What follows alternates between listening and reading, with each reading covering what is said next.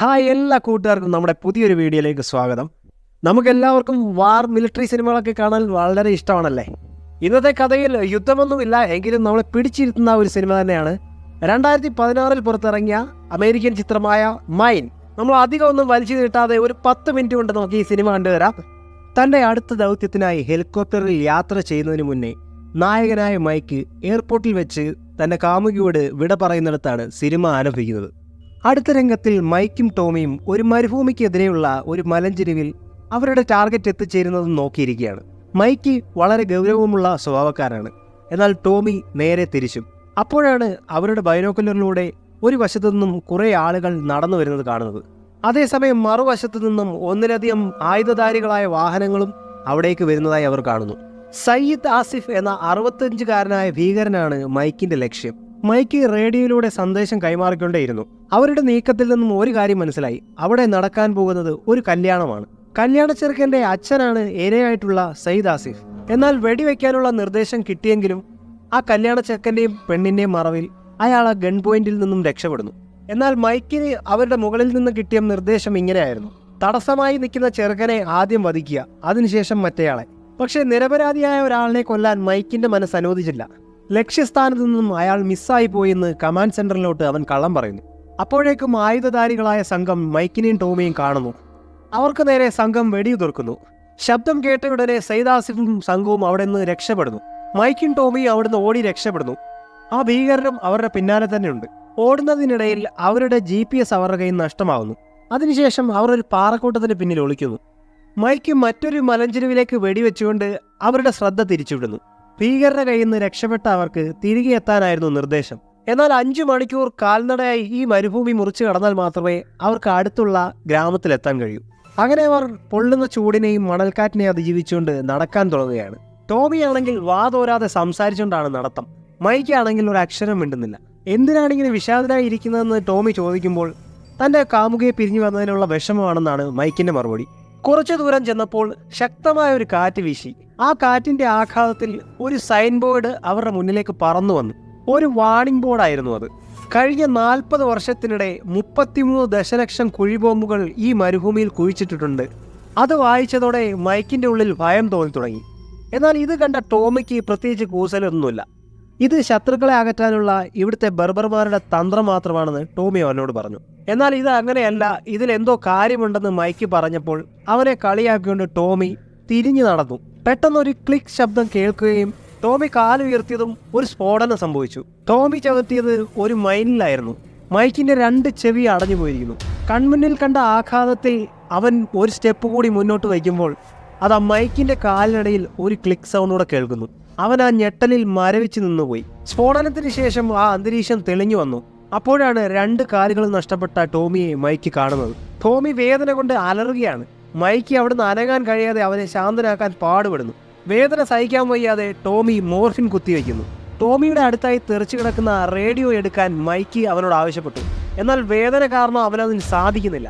അടുത്ത് കിടക്കുന്ന ആ റേഡിയോ പോലും എടുക്കാൻ പറ്റാത്തതിൻ്റെ മനോവിഷമത്തിലും വേദനയിലും ടോമി തൻ്റെ സ്വന്തം തോക്കുപയോഗിച്ച് തലയ്ക്ക് വെടിവെക്കുന്നു. നിസ്സഹായനായ മൈക്കിന് അത് നോക്കി നിൽക്കാനേ കഴിഞ്ഞുള്ളൂ.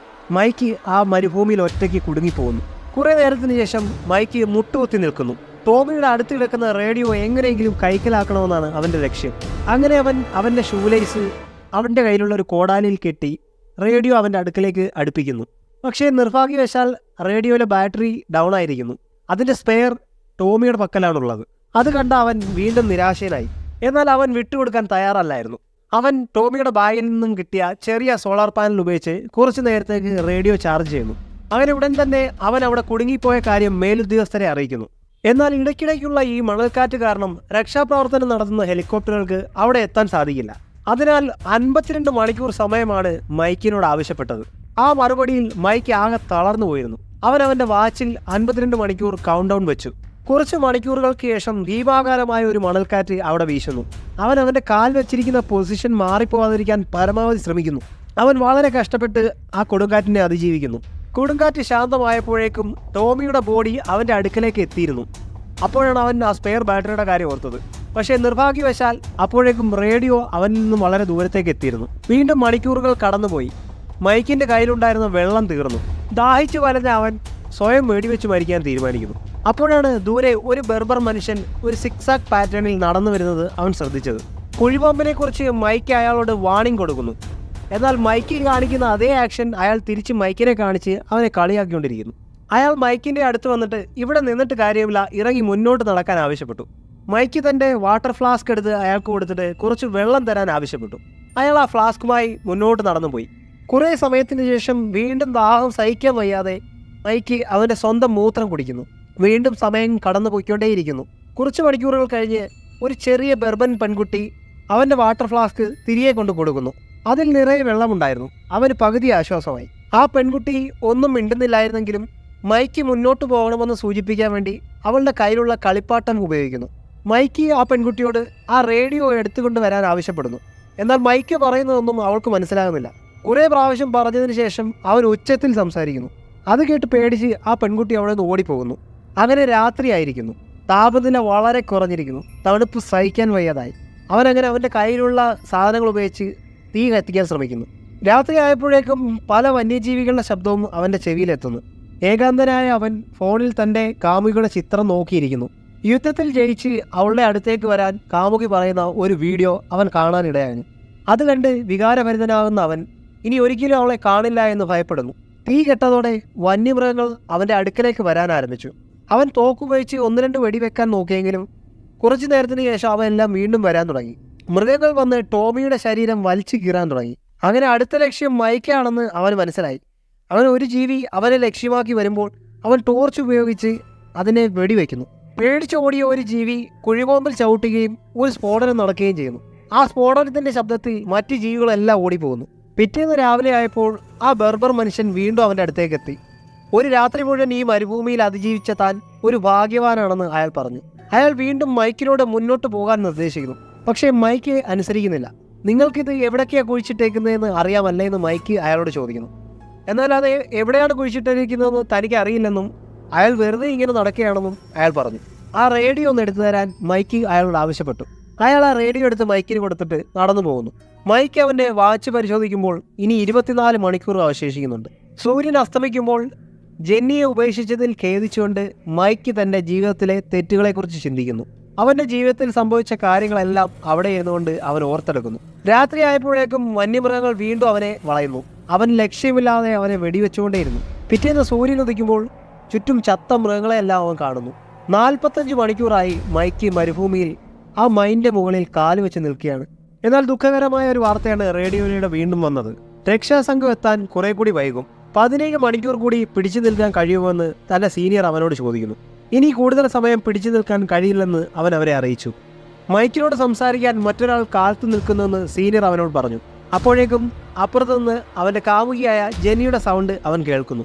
അവൻ വികാരഭരിതനായി അവളോടുള്ള സ്നേഹം അറിയിക്കുന്നു. അവളെ ഉപേക്ഷിച്ച് വന്നതിൽ അവൻ ക്ഷമ ചോദിക്കുന്നു. കുറച്ചു കഴിഞ്ഞപ്പോഴേക്കും അവൻ ഹാലുസിനേറ്റ് ചെയ്യാൻ തുടങ്ങി. അവൻ കാമുകിയായ ജെന്നിയെ മരുഭൂമിയിൽ കാണാൻ തുടങ്ങി. ബോധരഹിതനായി താഴേക്ക് വീഴാൻ തുടങ്ങിയ മൈക്കിനെ ആ ബർബർ മനുഷ്യൻ രക്ഷിച്ചു. അയാൾ അവൻ്റെ മുറിവുകളൊക്കെ പരിചരിച്ചു. അയാൾ അയാളുടെ കാലുകൾ മൈക്കിനെ കാണിച്ചു കൊടുത്തു. ഇത് കണ്ടില്ലേ, മൈനിൽ ചവിട്ടി പോയതാണ്. താൻ ഇതുപോലെ വലിയ വിഷമത്തിലായിരുന്നു. പിന്നീട് ഭാര്യയും കുട്ടികളൊക്കെ ആയപ്പോഴേക്കും അതെല്ലാം മറന്നു. ജീവിതത്തിൽ എന്ത് പ്രതിസന്ധി ഉണ്ടായാലും നമ്മൾ മുന്നോട്ട് തന്നെ പോകണമെന്ന് അയാൾ മൈക്കിനോട് പറഞ്ഞു. എനിക്ക് വെള്ളം കൊണ്ടു തന്ന നിങ്ങളുടെ മകളുടെ ചിരി നിങ്ങളെപ്പോലെ തന്നെയാണെന്ന് മൈക്ക് അയാളോട് പറഞ്ഞു. പക്ഷേ അയാളുടെ മകൾ ഒരു മൈൻ പൊട്ടിത്തെറിച്ച് മരിച്ചു പോയതാണെന്ന് മൈക്കിനോട് പറഞ്ഞു.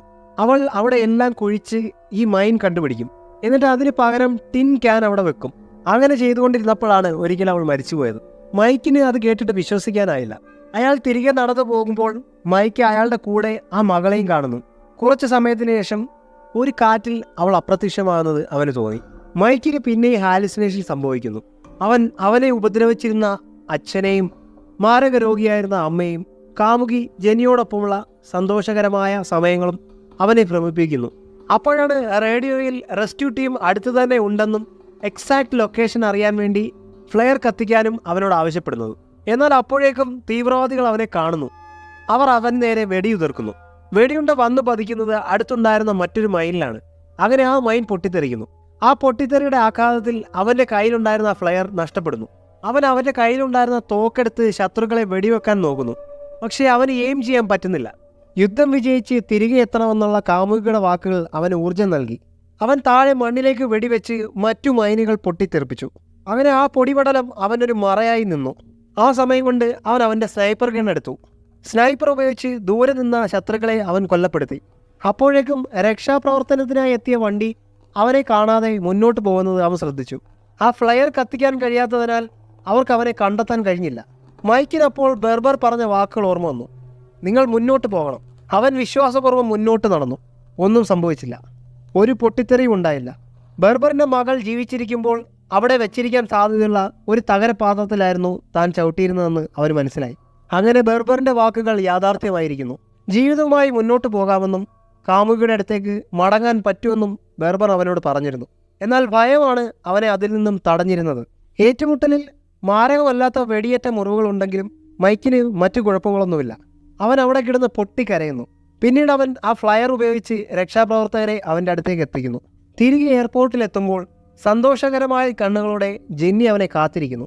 അവളെ കെട്ടിപ്പിടിക്കുന്നതിന് മുന്നേ അവൻ ആ മരുഭൂമിയിൽ നിന്ന പോലെ ഒരു കാൽമുട്ടിൽ നിൽക്കുന്നു. പിന്നീട് ഒരിക്കലും അവളെ തനിച്ചാക്കില്ലെന്ന് വാഗ്ദാനം ചെയ്തുകൊണ്ട് അവൻ അവളോട് വിവാഹാഭ്യർത്ഥന നടത്തുന്നു. സിനിമയുടെ അഭിപ്രായം കമൻറ്റ് ചെയ്യണേ. സിനിമ ഇഷ്ടമായെങ്കിൽ ലൈക്ക് ചെയ്യുക. ഇതുപോലുള്ള കഥകൾ കേൾക്കാനായി ഈ ചാനൽ സബ്സ്ക്രൈബ് ചെയ്യുക.